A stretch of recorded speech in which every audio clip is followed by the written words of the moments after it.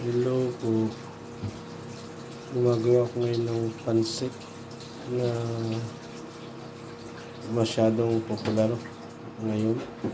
Tinatawag na pansit bato. Pansit bato. Ayan yung noodles. At ito naman yung gulay.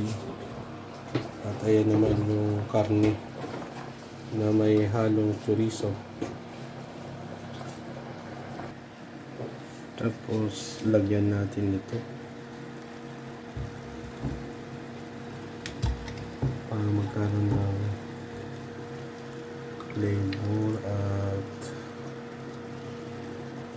mabango kasi ito kaya pag gagamit kayo ng seasoning itong Knorr liquid seasoning. Tapos lagyan natin ng kikiam na toppings.